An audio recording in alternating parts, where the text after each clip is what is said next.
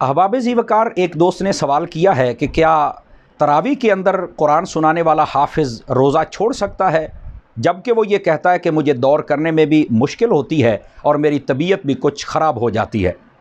تو اس کا جواب یہ ہے کہ وہ روزہ نہیں چھوڑ سکتا۔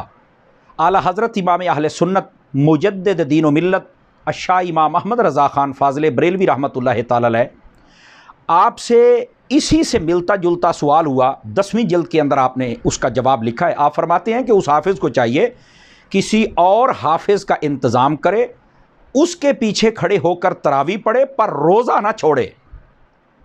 آپ نے دوسری بات لکھی کہ یہ جو کہتا ہے کہ میری طبیعت کچھ خراب ہو جاتی ہے، فرمایا یہ تو عذر باطل لگتا ہے، یہ تو کم عقلی اور بے وقوفی والی بات کر رہا ہے۔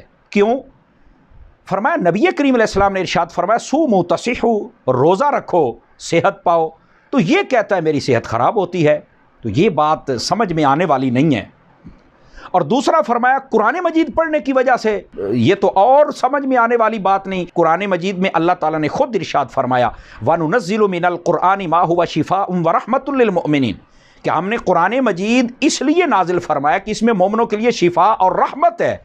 تو یہ کیسے کہہ رہا ہے کہ میری طبیعت بگڑ جاتی ہے، روزے سے صحیح ہوتی ہے، قرآن میں شفا ہے؟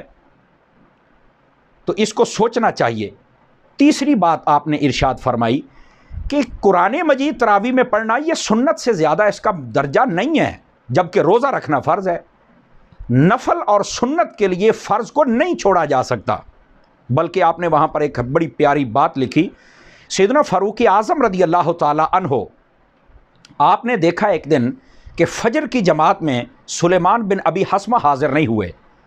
آپ ان کے گھر کے قریب سے گزرے، ان کی والدہ سے پوچھا کہ آج آپ کا بیٹا جماعت میں شریک نہیں ہوا، کیا وجہ ہے؟ تو ان کا ساری رات نوافل پڑھتا رہا، تو وہ اذان ہوتے ہی نماز پڑھ کے سو گیا ہے۔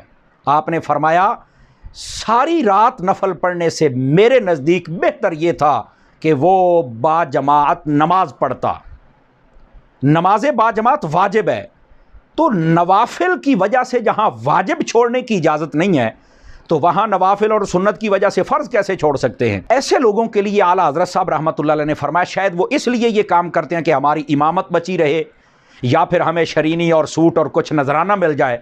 فرمایا اگر یہ نیت ہے تو ان کی مثال حضرت علی المرتضیٰ والی حدیث میں موجود ہے۔ آپ نے وہ حدیث بیان کی، آپ فرماتے ہیں کہ نبی کریم علیہ السلام نے ارشاد فرمایا جو بندہ فرائض چھوڑ کر نوافل اور باقی کاموں میں لگ جائے، فرمایا اس کی مثال ایسے ہے جیسے حاملہ عورت وضع حمل کے وقت اس کا بچہ گر جائے، اس نے 9 مہینے تقریباً تکالیف برداشت کی لیکن اس کے ہاتھ کچھ نہیں آیا۔ ایسے ہی وہ بندہ کہ جو سارا کچھ کرتا رہا لیکن فرائض چھوڑتا رہا، اس کے ہاتھ میں بھی کچھ نہیں آئے گا۔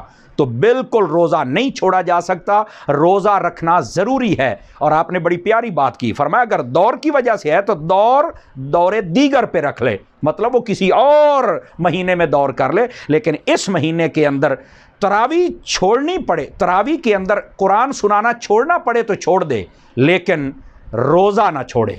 اللہ تعالی ہم سب کو سمجھنے کی توفیق عطا فرمائے۔